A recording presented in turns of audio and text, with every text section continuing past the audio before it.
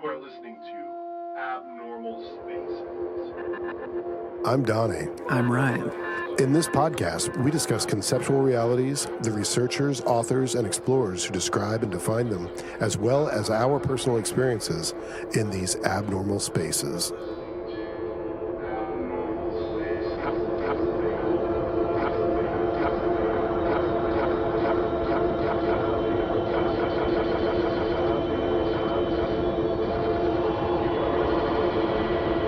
In this episode, we discuss the geometric pattern known as E.8 and its universe-explaining significance that surfing physicist Anthony Lissi has proposed.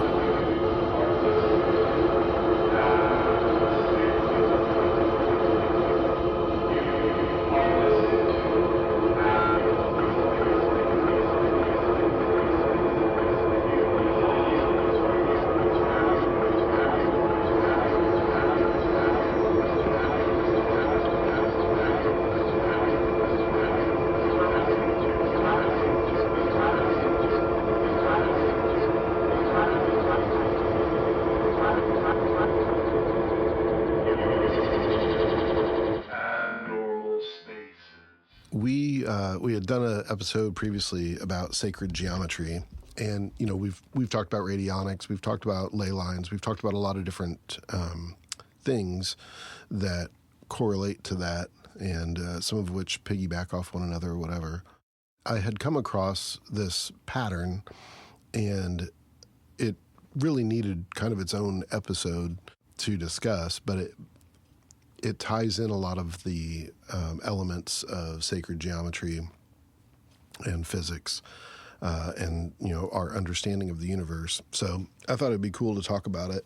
So there is a geometric form that actually exists in 8 dimensions, which is inconceivable to people.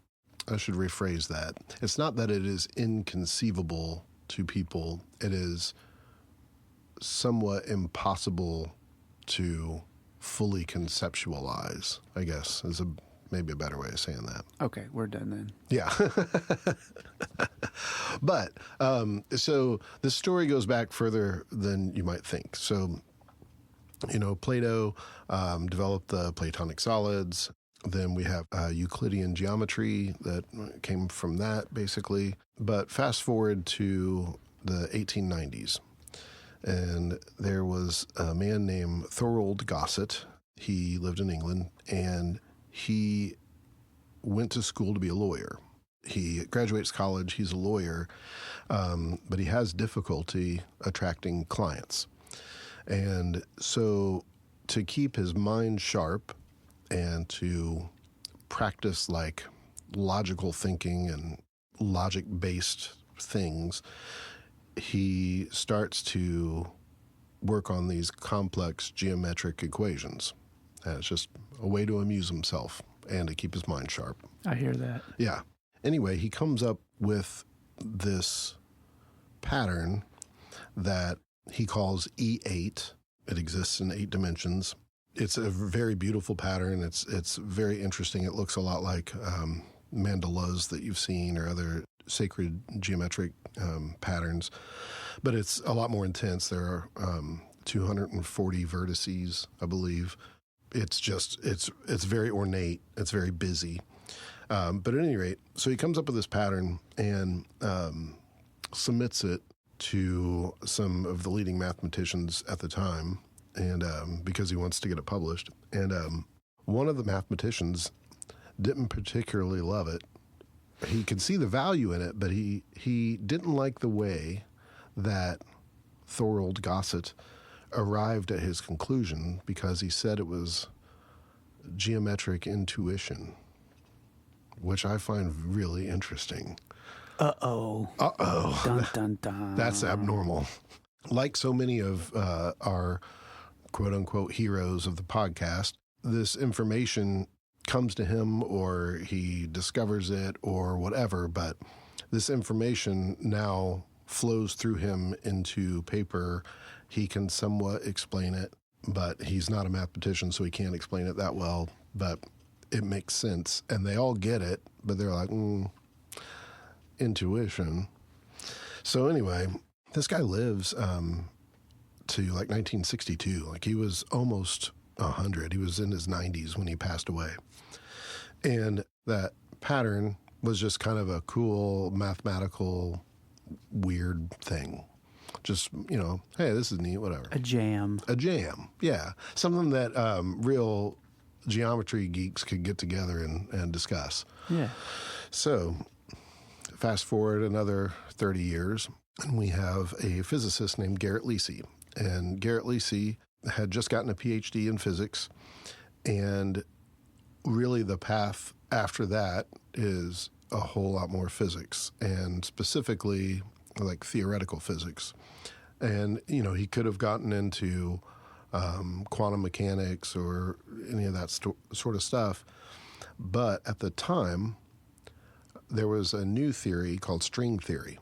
And string theory in the 90s was going to be the thing that tied everything together. And real quick, just for those of you that don't know, basically we have two principles that we're kind of operating with that don't work together very well, not without a bunch of exceptions and made up stuff.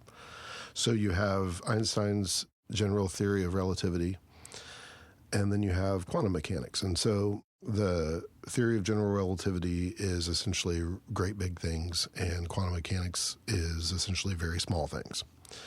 And they work together to a point. One thing that throws them off is gravity. Einstein really liked the idea of kind of like a fabric.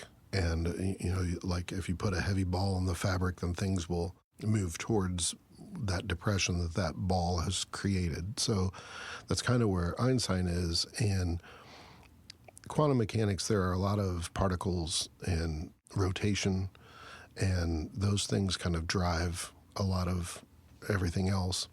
And so they don't really mesh. So string theory was, again, early 90s, mid 90s. It was the rage. It was going to tie everything together. Essentially, there are these tiny vibrating strings throughout the universe, and that's where everything kind of originates, or that's how things work together or whatever. The problem with that one is it is almost wholly untestable. There's very little that you can test. It's all theoretical. It's all just equations. And they have to make a lot of assumptions, guesses, and workarounds. Like they have to create new things to fill the hole to make the thing work. Create. Yes. Yeah. So it's not viable. That's not a good explanation. So Garrett Lissi was like, I can either work on this that I don't really believe in, don't really have faith in, or whatever, and be around these people who I don't agree with, or I can just go do my own thing. So he did. He moved to Maui. He lived in a van. He had like a physics professor job at a local college, and Good on you, Garrett. yeah, and he was like, I'm just going to surf and think and figure it out. That's what I'm talking about. I know. And here's the other really lucky thing about old Garrett Lissi is there had been a computer system called Next Computers. I vaguely remember it, not really. I kind of do too. Yeah, well, Weird. Here's the deal. So in the 80s, Steve Jobs was ousted from Apple. And so he started his own company, and that was the Next Computers. So Apple is failing miserably, and the board recruits Steve Jobs to come back. So whenever that was happening, Garrett Lissi, our surfer physicist, was like, I believe in this Next Computer. It is by far my favorite thing to work with. So I'm just going to buy a bunch of Apple stock because I bet it's going to go up. And he bought it in the mid-90s. Yeah. Yeah. So Garrett's doing just fine. And the rest was history. Yeah. Garrett's doing just fine. And the thing that I really like is, by keeping his overhead very low and by being all the way away, in a tropical vacation paradise, he was not at all bothered by mainstream physics. He was able to do his own thing. Yeah. So anyway, I'm going to preface this by saying I am not a physicist. I am not a mathematician. No. I know, it's a shock. So there are a lot of things that I don't actually know, and or I don't understand them well enough to explain them. But at any rate, there's a principle called a Lie group or a Lie group, LIE. And I'm not going to get into all that, but essentially, he started plotting out where particles are relative to one another and what their spins do. And he noticed that he could overlay that onto the E.8 pattern, and it lined up perfectly. And then so he started noticing that everything lined up perfectly with it. And by everything, I mean literally everything. So fractal patterns, any kind of probability, any kind of statistic or like statistical analysis, it all fits in here in this pattern, which is crazy. But one thing that really struck me was, so he does this TED Talk in, I think, 2007. It was before the Large Hadron Collider was built and fired up. So he does this TED Talk, and he's showing his pattern and explaining it. And it's kind of cool. You can hear a couple people in the audience like ooh and ah, like they're really surprised by this thing and surprised by what he's come up with, which I would imagine is hard to do. But anyway, one of the reasons that they wanted to build the Large Hadron Collider was to see if they could find the Higgs boson, because that's a really important bridge to help start to line up Einstein's theory and quantum mechanics. He was showing in the pattern where he thought the Higgs boson would be within it. And it hadn't been discovered yet. I mean, it had been theorized, but it hadn't actually been seen.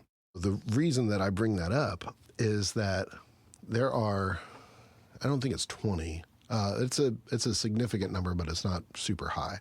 But there are all these spaces. And he says, these are other particles that we haven't discovered yet. That's what these spaces are. So the reason that's interesting to me is Mendeleev was the Russian scientist who made the periodic table of the elements. He had a bunch of spaces that he said, there are elements that go here, we just haven't discovered them yet. Yeah. And we have discovered most of them now. Some of them had to be created in a laboratory, but regardless, they fit in the periodic table where they're supposed to. So, you know, we have these brilliant minds that are onto something. They don't quite yet know how to test it or how to create it or whatever, but they know something's supposed to go there. And so it's the same thing with this E8 and Garrett Lissi's theory, is that there's something that goes there. We don't yet know what it is, and that could solve the problem of the quantum mechanics and general relativity not meshing. It could also teach us a lot of other things about the universe. But when you kind of zoom out and think of the concept of this underpinning of the universe that is all just math and geometry, and you think about how the universe functions, for lack of a better term, because the universe just is, you start to think about how information works and how the nodes on this particular pattern, how the nodes are perfectly equidistant from one another, and they could be informational. So each node could be a point of information. And then I think about how information is energy, how information is light, and vice versa. And I think about how, as this 8-dimensional figure rotates, how all of the nodes interact with one another.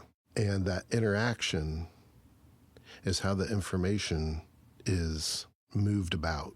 And because of the spin of the universe, because of the torsion, all things apparently come from that. And if you take it that far, then the next step is that the pattern itself is consciousness, and us realizing the pattern is just consciousness realizing itself. And I think that's kind of where we are. Yeah, which is nowhere. Oh, man. It's true. I'm kind of a practical kind of dude. Right. I'm like, okay, what can we do with it?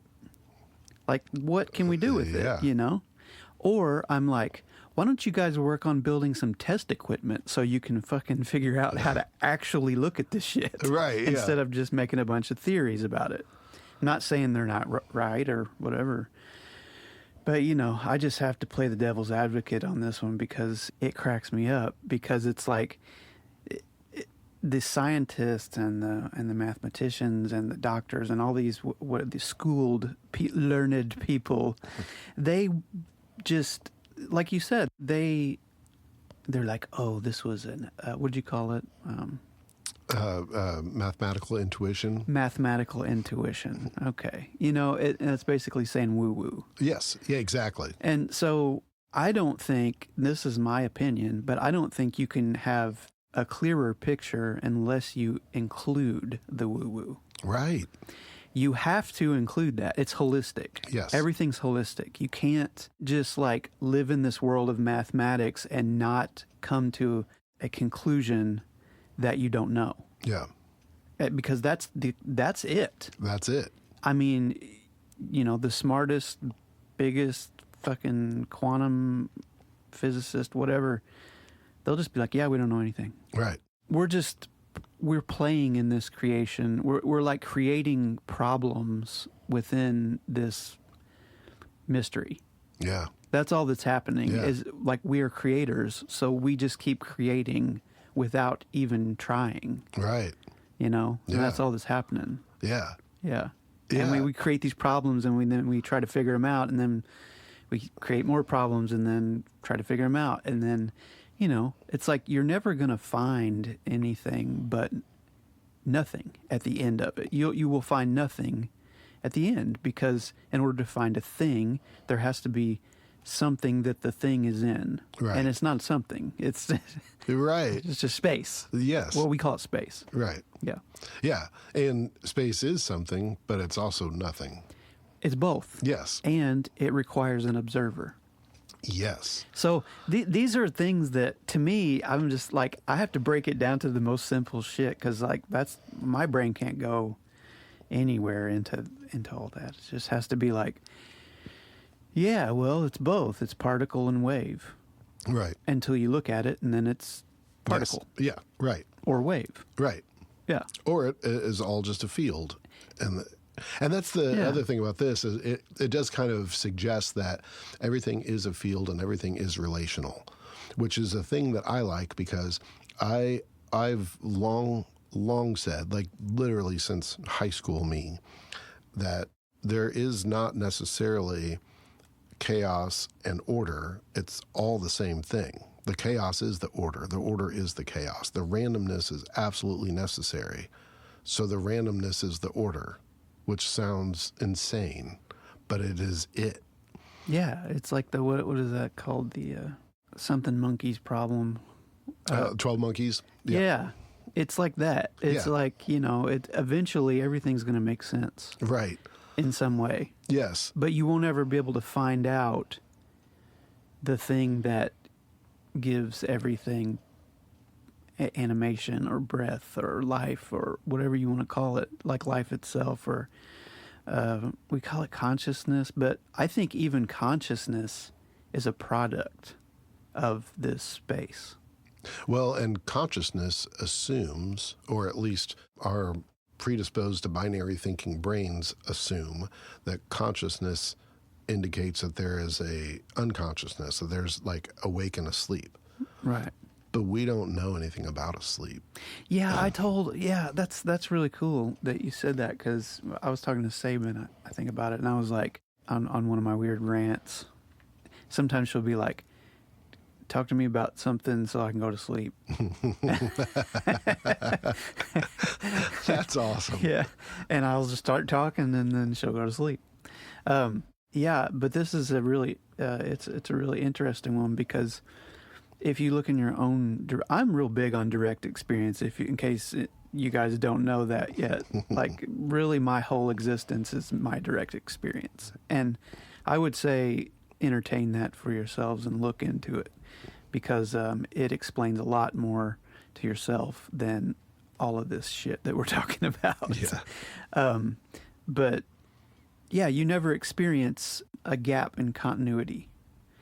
So you're awake now, and then you can get real minute with it, just like these physics problems. Like get really minute with it. Like, oh, my body starts to get tired, my brain starts to get weary and sleepy, and I'm like, okay, it's bedtime. This is a pattern, and I go and I do my ritual for the night, and then I lay down in the bed and I close my eyes and. And, I see colors and patterns and things and think about all the stuff that happened during the day and all these, just thoughts like you have all the time. Yeah. And then something happens and you're in a dream. Yeah. Right? Yeah. You don't know that you're in a dream. Right. Sometimes you do. Sometimes you do, but rarely. Right. You don't know that until you so-called wake up. Right. But when you're in the dream, so you've never lost continuity, and the dream is as real to you as this. So you're fully immersed in another holographic, whatever Experience. Yeah, VR experience, if you will. Yeah. A quantum physicist guy explained it in a really cool way. He said, "It's just like putting on a VR headset and changing programs." Yeah. That is. Yeah, because when you take the VR headset off, you can't. Right. Yep. Right? Yep. So, and that goes back to the Vedas and everything. Like, who would know it? Right. Who would benefit from it? Yeah. Right? Yep. So anyways, yeah, you do that, and then you have a dream, and then you wake up, and then you're in your bed again. And nothing ever really, you didn't go anywhere. Right. Right? Yeah. And if you've ever had a surgery, you count backwards from 100, you get to 97, and then you wake up. Yeah. You don't go to sleep. Right. Right. That is consciousness is everything. Right. There's only, like, in our mind's understanding, there's no loss in continuity for the individual. Now, if you are watching someone else sleep and they're in a delta brain state, then you can say, as an observer of that this person is in deep sleep, or this person is under anesthesia. Yeah. So you're watching the time pass. Right. Right? Yeah. But that's not really what's going on. Right. You see, like, it's just really wild. We think there's, like, sleep or loss of myself somewhere. Right. But there never is. There never is. And nobody knows how to even look for that or like, pay attention to it, really. Yeah. Because we haven't been taught that way. That and I don't know how we could experience it any other way. No. So, and something that I think is really fascinating is there are anti-particles. So there are certain groups of particles. This is the standard model for you physics fiends. And there are particles that have, like, their opposite, like their anti-version of them. And so we know that there are left-right molecules, and there are also left-right particles. The left-right molecules were what caused the thalidomide birth defects, but they didn't know it at the time. It took them a while to figure that out. But anyway, so there's left-right particles. One of the theories about randomness is that when particles go into a black hole, and this is assuming that we live in a holographic universe, that the one version of that, the anti or the pro or whatever, the other side, whichever side doesn't go in, creates the randomness, etc. Well, Garrett Lissi said, with this E8 that it takes into account the opposite rotation, the opposite spin or whatever of certain groups of these particles. And he believes that's what causes time, like the whole concept of time, because we haven't called time a force yet.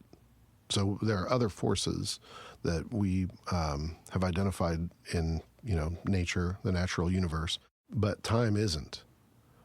So he's saying, well, it's a byproduct of the backward spin of the other things. And he explained it in a way that sounded very plausible that I'm incapable of explaining to you guys. But it was really neat because we've operated under the idea that space-time is one thing, and he's basically saying not exactly, not quite. It's not quite one thing. To be honest, it's not real. Right. It's not. Well, and so that's where that leads, is this concept of time. It's derived from that, but it doesn't necessarily mean or do anything. In this model, it seems like time is much less important than the interactions of all of the nodes and all of the different particles and forces. There are a lot of physicists that are very skeptical of all of this. Of course they are. Of course they are. And the majority of them would be considered mainstream physicists. Yeah. And that right there is, again, another thing that it's a recurrent theme of abnormal spaces. Yeah, I'm just like,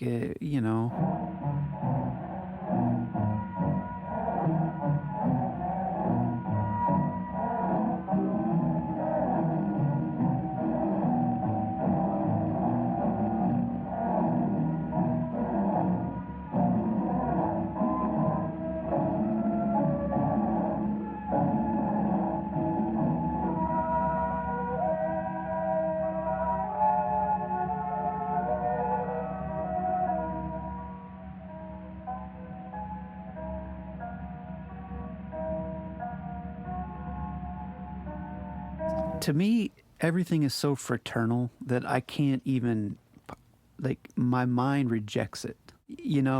I want to be interested in it. Now, if somebody said to me, quantum physicists just built an antimatter free energy device, and here it is for the world to see, and we're using it. Yeah. Then I'm like, over the moon. It doesn't even have to be that. It could be just like any number of little things. That's all I'm talking about. Just practical. What can we do with it? What can make this hologram or this whatever be better for the collective just for the consciousness, like just for the existence of our stories that we must live out for whatever reason.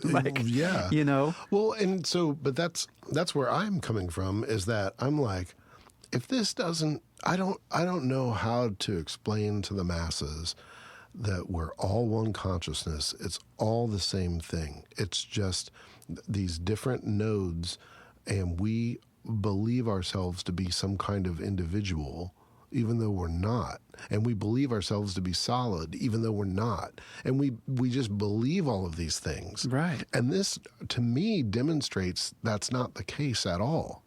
Yeah. It's all relational. Everything's relational. I mean, you think about, we've talked about the different atoms that make up whatever, and one slight change and now it's something else, or it's solid and then it's not. All of this stuff is all relational. It's all, how things interact with one another. And that's, I feel like, kind of humanity. It's all the same consciousness. We're all the same thing. We're just realizing all these points of individuation, and we're mistaking that for being our own solid individual person. Yeah, exactly. Yeah. That's what, consciousness doesn't do anything. Right. We call it the mind. It's just a word that we use for it. It claims. Yeah. It's the only thing that can claim. And you have to look at the natural world always. Animals don't claim. Nope. You know, I just saw a thing today. It was like Ramana Maharshi, and I get these little quotes and like through my Instagram, and it'll be like just a picture of him and a quote. And it's somebody asked something about I have great suffering and pain in my mind and my body. And he said something like, who says this? Or who knows this? Is it the mind that knows the mind? Is it the body that knows the body? Are they exclaiming these things? Yeah. Or are you? Yeah. And it's so subtle.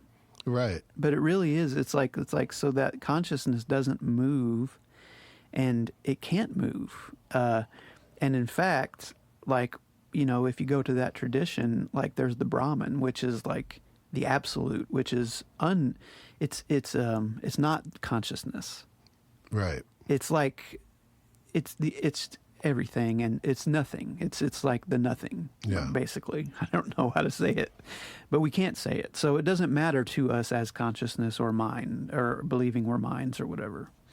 The same as physics and quantum physics. Right. You know, Yeah. It's like very similar. Yes. Yeah. You know, it's just games that we're playing inside of it's not even inside of anything. That's even more. It's like we need to start turning inside. And I know that's like the lamest thing to hear. And everybody's like, what, you know, turn inside what, you know, like, Yeah. but it's very direct to each so-called individual, but everything is just one consciousness. So like all of the animals and bugs and plants and everything, there's only one consciousness. It's not like there's a bunch of points of consciousness. Right. There's only one. Right. And then the points are some kind of subtle individuality that is a story. Yes. It's just the information of that particular story. Right. And that's all it is. It isn't actually the thing. Right. And that's what's so like mind warping to try Right. to figure out. But, you know, we as humans, you know, we really want to have some kind of pattern to predict. So we, you know, we need everything to like make sense in some way. And if anything, I would just, you know, I wish we were all better at just accepting that the consciousness is it. And yes, it's cool to figure out all of this stuff and have these really ornate patterns and all that. But at the end of the day, to your point, it's not really doing us locally much good. We, you know, and what would do us much good is to understand that, you know, we all need each other and we all are each other, and we need that communal or, you know, or just the understanding that these vibrations that we call a life are just the vibrations, you know, that's it. So there's nothing to get that hung up about. Let's just figure it out. Yeah, it's not my life and your life. Right. It's just life. Yeah. And the thoughts are just life moving as thoughts and beliefs. And you can't do anything much about that. It's almost like that's the law of karma as well. Like if you look into that, it's everything that's going to happen to you is going to happen. Right. Regardless of anything. So like if you get sick and you die, that's going to happen. If you get sick and you get better, that's going to happen. Right. Like there's nothing that you can do about that. Right. The words that you say are going to be said. Right. And the words that you say to make up for the words that you said and that you didn't mean are going to be said. Right. Yeah. You see what I'm saying? Yeah. So that's all that's going on. Like that is all that's happening. It's a constant creation. And it's destroyed as fast as it's created. Yes. Well, and the other thing is, this is a controversial statement, but we are the creator. You know, what we believe to be we, which is actually just the consciousness, is the creator. So there isn't like a creator. Right. There's just the creation. And it is being created as quickly as it's being destroyed. Right.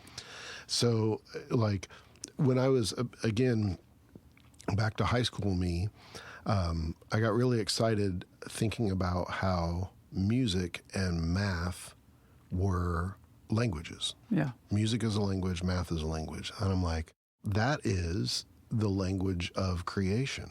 Well, yeah. And that's me at, 17 years old thinking that. So that's kind of informed a lot of my thoughts ever since that. And I wasn't the first person to think it. It won't be the last. These thoughts aren't my own. Right. That's the wildest thing of everything. Right. Yeah. There's a thought factory somewhere. No, there's not. I know. That's amazing. I know. We have to say that, though. Like, it is funny to think of the thought factory, but it's so crazy that there's no factory. Right. Yes. Also, like, using the music as a language of the creation. So, Earth vibrates at a tone, and all the different planets and everything has its own resonant frequency. And like when I say music is a language, I don't just mean sheet music. In fact, that's just like kind of a dumbed down way in my mind of understanding how the tones and the vibrations actually affect your thoughts and your mood and affect your body and affect the things around you.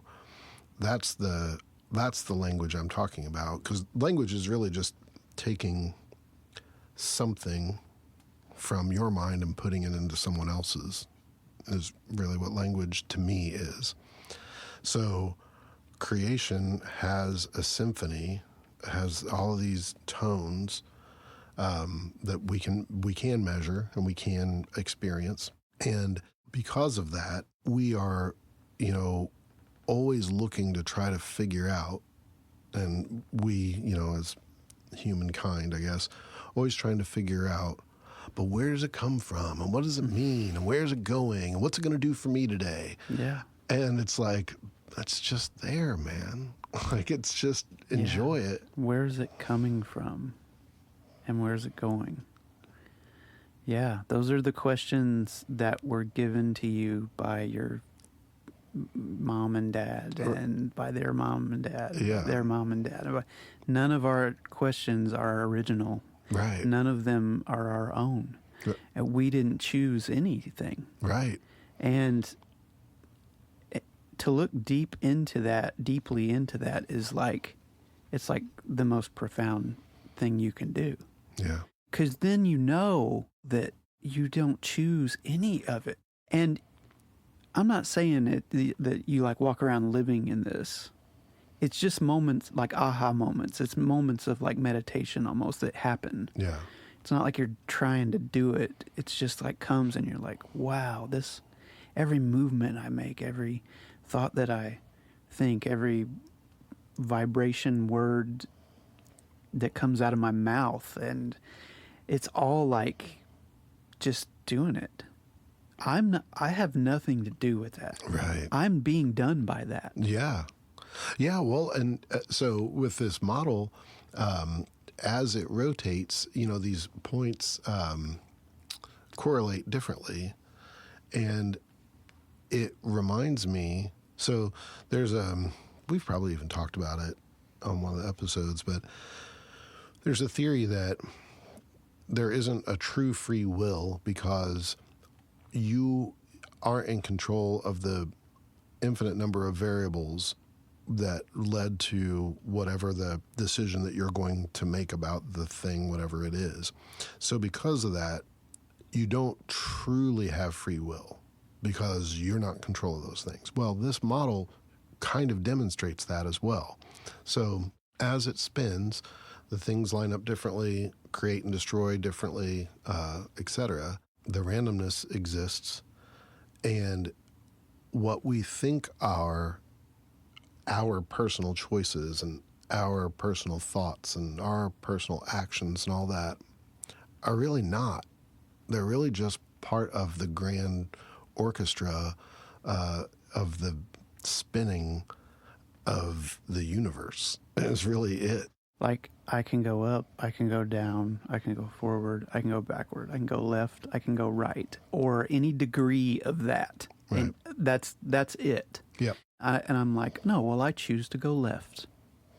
And then I go left. Right. Or I say, I choose to go left, and then I go right. Yeah. All of those things, no one produced those things. Those are immediate creations and immediate destructions. Yeah. And the memory and the thought and the memories. The memory is the clincher. Yeah. The memory makes it seem like things happen. Yes. And the memories make it seem like time is a constant. Absolutely. And it exists. And when you look deeply into it, the memories are immediately created and destroyed Yeah. as well. And they refer to nothing. Right. And I'm just telling you guys, you have to do it for yourselves. You cannot hear this and just be like, oh, I don't agree, or I agree. Right. Yeah. You can, but to look into it for yourself, it's like, it's life-changing. It changes the way that you behave. Absolutely. And the way that you look at things. And that's another mystery. Yeah. Like, why do I get excited about, I have no reason to get excited about any of this shit. Right. I know. I came from the same place that we all came from here in Evansville. And, it's like, I don't know, I should be out at Casey's timeout or some shit. Like, yeah, I don't fucking know. Like, I'm not speaking down, but I should be like, it should be different in my mind. Like, that's my mind. That's what my mind says. It should be different. Should be different. But that doesn't mean anything. It's just, that's a pattern. Yeah. Yeah. And my mind. My mind. Yeah. My mind. Who is my mind? Who does my mind belong to? Right. Who am I that has a mind? Right. That's the question. I know. I know. Right.